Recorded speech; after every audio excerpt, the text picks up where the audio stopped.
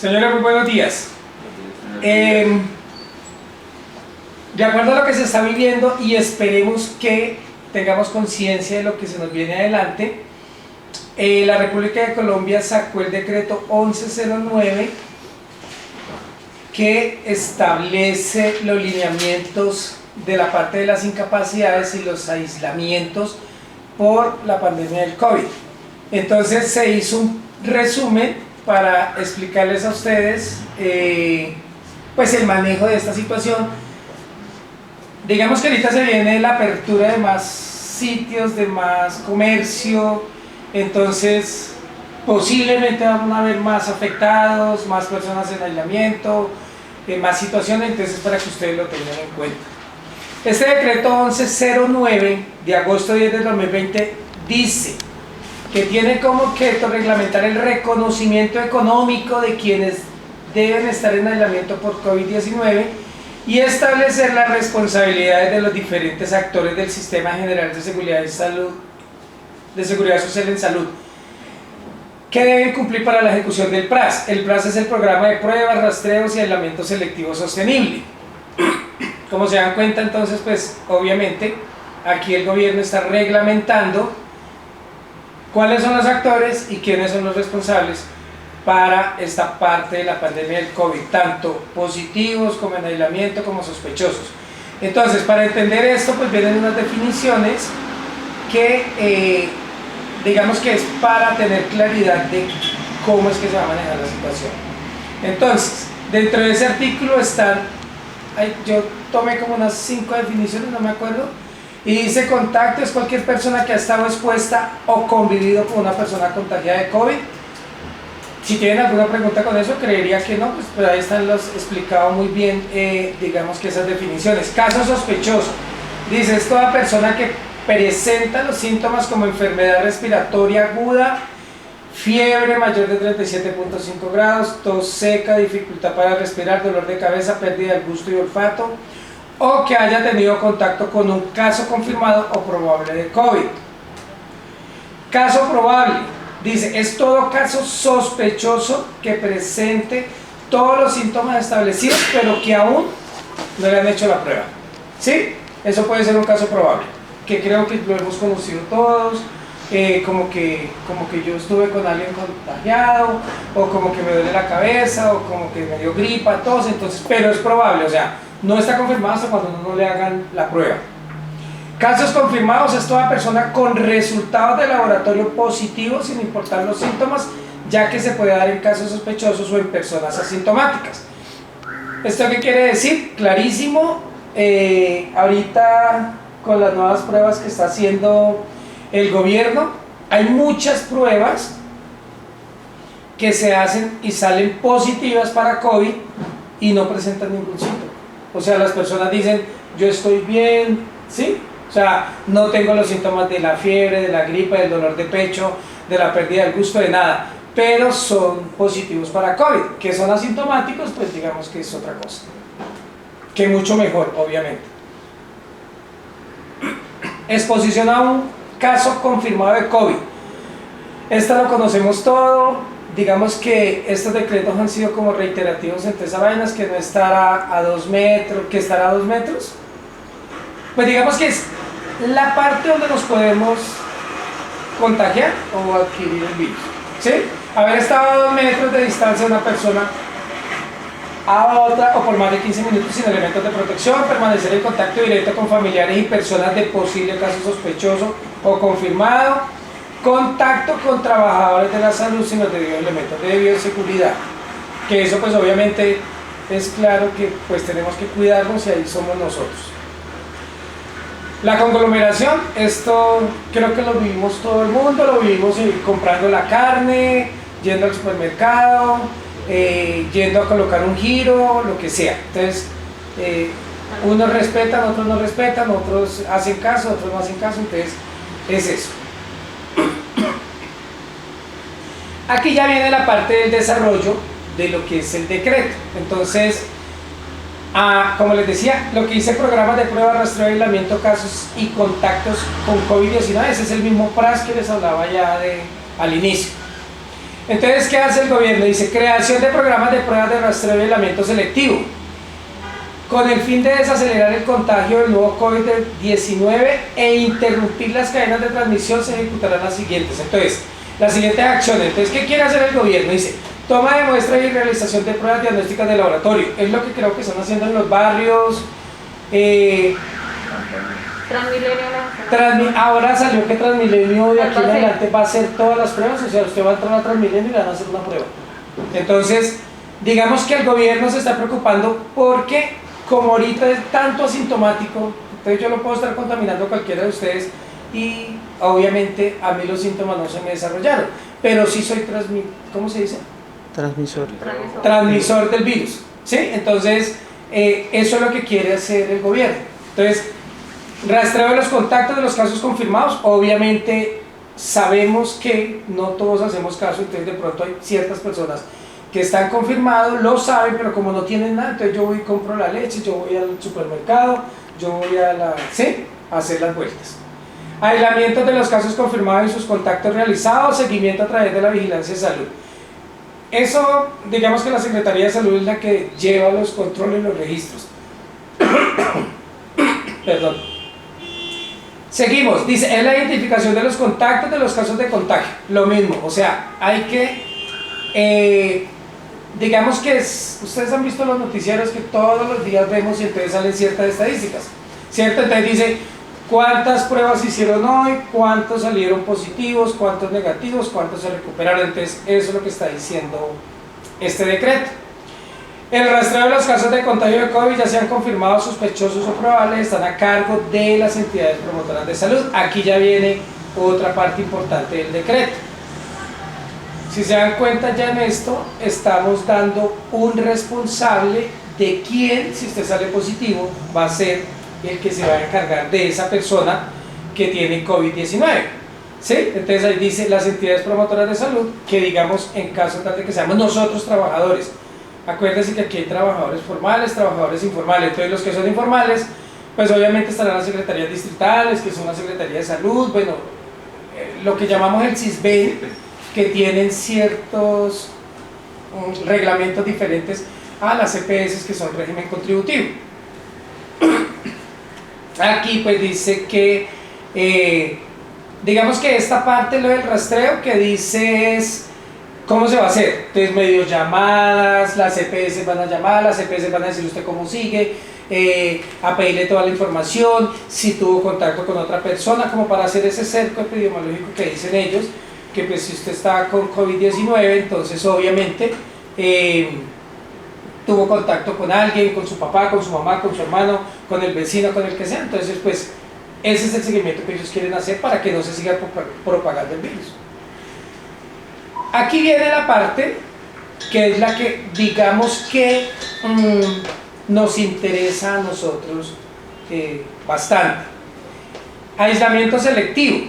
Lo vamos a leer, dice, consiste en aislar de forma obligatoria a aquella persona que ha sido diagnosticada con COVID-19 o sospechosa de padecerlo y sus contactos sintomáticos o asintomáticos durante la totalidad de un periodo infeccioso correspondiente a 14 días. Hay personas ahorita que dicen que a los 11 días uno ya sabe si lo desarrolló o no lo desarrolló. O sea, de acuerdo a tantos estudios o lo que se está viendo, ya a los 11 días usted ya sabe si le dio o no le dio, si lo tiene o no lo tiene o qué hay que hacer, ¿sí? Pero lo que se ha manejado siempre son 14 días, o sea, lo que se ha manejado siempre ha sido 14 días. Estos aislamientos dice que se dan de dos tipos, el domiciliario y el hospitalario. Mira, aquí el domiciliario es donde nosotros tenemos, digamos que la gran incertidumbre y preguntas y todas las cosas que podemos darnos. Cuando usted le dice puede ser posible portador del virus COVID-19 y el médico le dice váyase para la casa, eso es domiciliario, ¿cierto? ¿Qué pasa ahí? Que muchas veces, y ahorita adelante más lo vamos a ver, entonces nos preguntamos, la EPS no le da una incapacidad, la EPS le dice vaya a irse porque usted tiene los síntomas de COVID, entonces vaya para su casa 14 días, trate de no hablar con su familia, con su papá, estése quietico, bueno, lo que sea. Pero bueno, y ustedes que son trabajadores, ¿qué? O sea, se preguntan qué vamos a hacer y esos días qué, porque pues ustedes conocen la empresa y digamos que no se puede hacer ni teletrabajo, ni trabajo a distancia, ni nada. Entonces, si ustedes se van para la casa o no van para la casa, hay que siempre reemplazar ese puesto de trabajo. Estando en ese domiciliario, bueno, y el otro que existe es el hospitalario. ¿Qué quiere decir ese? Que ya estamos graves, que ya nos desarrolló el COVID, ¿sí? Que nos toca un tratamiento especial y el médico le dice, no señor, usted no se me puede ir, o que tiene otras patologías y le dice el médico, usted no se puede ir, lo tenemos que tratar acá. Entonces, obviamente, pues va a estar en un hospital.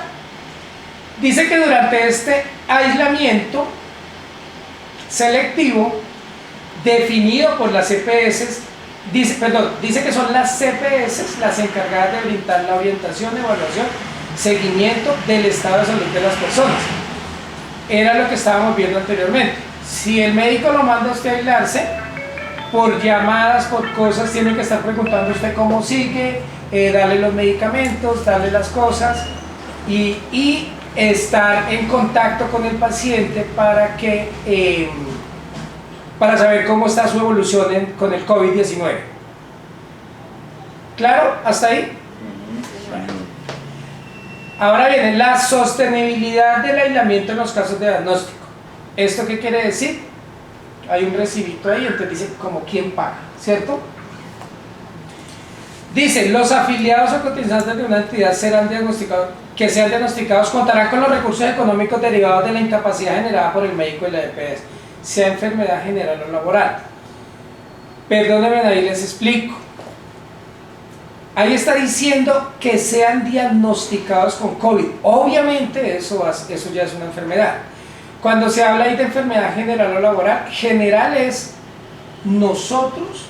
a nosotros nos la toman como enfermedad general. A la persona que, hablemos de la empresa nosotros, a nosotros los de administración nos la toman como enfermedad general. A las personas que prestan el servicio de aseo en un conjunto residencial lo toman como enfermedad general. Y enfermedad laboral es la persona que presta el servicio, que es un enfermero, un médico, el vigilante que atiende las instalaciones de un hospital, la señora del aseo que presta los servicios en un hospital. Esos son enfermedad laboral. O sea, ahí ya, cuando hablamos de enfermedad laboral, ahí ya entra la ARL a hacer su investigación. Sí, y a nosotros si nos llega a dar esa enfermedad general, porque pues no estamos directamente de primera línea.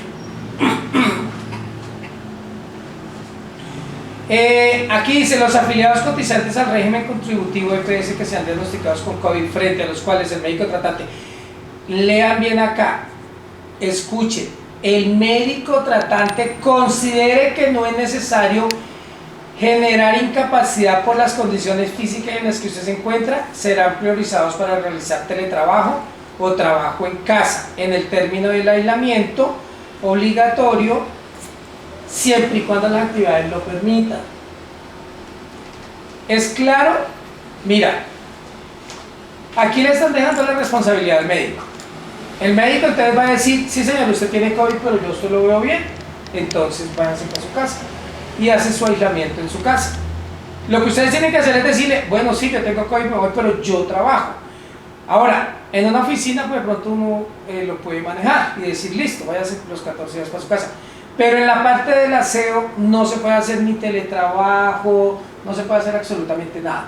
El trabajo que nosotros, o la actividad a la que nosotros estamos dedicados, es presencial y debe ser presencial. Nosotros no la podemos hacer ni por teléfono, ni por videollamada, ni por nada. Entonces, ahí, ¿qué es lo que pasa? Les voy a explicar, y es la consideración y la explicación al artículo. Si a ustedes les dan una incapacidad o le dicen vaya y se aísla porque tiene COVID, pero sus síntomas pues están bien, de pronto es como asintomático, lo que ustedes tienen que pedirle al médico es que le den una incapacidad y exponer sus funciones y su trabajo, porque muchas veces, bueno, si yo me voy, tranquilo, listo, no, a mí el médico me dijo, pero pues es que ahí está diciendo que las CPS, y cuando somos régimen contributivo, ellos son los que están encargados del empleado, de su afiliado, ¿sí? Entonces, si a mí me mandan y yo no tengo síntomas, pues yo lo que tengo que decirle al médico es, bueno, listo, yo me voy, pero ¿cómo hacemos? Porque yo trabajo y mi trabajo es prestar los servicios de aseo en un conjunto, en un edificio, lo que sea. Entonces, ¿qué tengo que hacer yo ahí? O usted, por ejemplo, el conductor, ¿qué tengo que hacer yo? Porque pues yo no puedo hacer teletrabajo manejando la camioneta, ¿cierto? Entonces, ¿cómo lo hago? ¿Qué hago? Entonces, el médico es el que le define eso. El médico es el que le va a decir, sí señor, entonces le damos incapacidad o no le damos incapacidad. ¿Es claro? ¿Queda claro o no? Sí, señor. Mire, yo tenía eso. Aquí están las obligaciones de las entidades promotoras de salud. Deben registrar en el SEGO, que yo lo saqué acá, dice que el SEGO es Sistema de Información para el Reporte y Seguimiento en Salud a las personas afectadas por COVID. Eso fue creado por el Ministerio de Protección Social. ¿Sí? O sea, tienen una base donde las EPS, es una estadística, las EPS, salud total, le llegaron hoy 10 casos de COVID o 5 o los que sea. Ellos tienen que hacer el reporte, me imagino que le pedirán nombre, edad, sexo, bueno, todas las cosas, pues para ir alimentando, y esa es la estadística que nos presentan a nosotros los ciudadanos acá en Colombia. ¿Sí? Creo que con ese sistema ellos también hacen seguimiento a las personas que conviven con la persona y le mandan a hacer las Esa fue lo de la parte de atrás, ¿se acuerda de la población? Que entonces también ellos, la EPS es la que tiene que estar vigilando eso. O sea, usted, por ejemplo, si en caso tal nos da, entonces, oiga, ¿usted con quién vive? ¿Qué hace? Que no sé qué. y mandan a registrar de una vez. Y lo hace. Mandan a la secretaría a hacer las pruebas a la casa. Exactamente, entonces hay que hacerle el seguimiento a todo eso. Don Camilo, ¿y qué pasa si el médico dice, no, usted tiene los síntomas, va para su casa y no genera incapacidad? Bueno, buena pregunta esa. ¿Qué viene, va? Dentro del decreto hay algo que dice, y la ley, y nosotros recibimos una capacitación por internet, ¿cierto, Andy? Donde dice que cuando la persona tiene el virus, es asintomático, no tiene los síntomas, y lo manda para la casa y no le da incapacidad, ya es manejado entre el empleado y el empleador. Digamos que nosotros, o yo como empleador, o nosotros como empleador, yo le voy a decir, no, qué pena, pero si no se la dio la EPS, yo tampoco le voy a pagar sus 14 días de aislamiento. Es su salud, cuídela, ¿cierto? Pero también da otras alternativas y dice, maneja esos 14 días con vacaciones, creo que hay otra, no me acuerdo otra que hay, que se da, licencias, pero bueno, las licencias son no remuneradas, da lo mismo como no pagarle los días. Pero eso, digamos que se va a presentar mucho porque de pronto las EPS y los médicos van a decir, no le voy a dar incapacidad, yo lo veo a usted bien, entonces no se preocupe, ¿sí? Váyase para su casa. Entonces cuando vienen acá me dicen, no, a mí no me dieron, pero si el médico me mandó, entonces ya viene un común acuerdo entre el empleado y el empleador, de decirle, bueno señor, usted tiene vacaciones, se le doy vacaciones anticipadas, o si se le dan vacaciones, se le dan vacaciones. Digamos que esa es la figura que nosotros en este momento podemos tener y podemos manejar, ¿sí?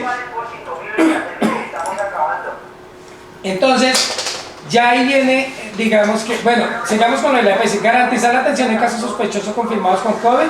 La acá puede ser mediante atención presencial, consulta domiciliaria o virtual, que es lo que están haciendo ahorita, ¿cierto? Ahorita todos nos atienden virtual, o si estamos graves, pues nos toca ir al médico, o sea, presencial. Dice que contar con personal suficiente, esto es de las EPS, ¿no? Si se dan cuenta, esto es de las EPS, entonces, contar con personal suficiente y capacitado para dar cumplimiento a lo establecido. Esto siempre ha sido un problema con las EPS porque usted va, no hay enfermeras, no está el médico, hay un médico que sí, hay un médico que no, entonces, bueno, lo que están diciendo es, oiga, se nos viene la pandemia, contraten, no metan más personal para que puedan atender a todo este personal. Promover canales no presenciales para el pago de las incapacidades.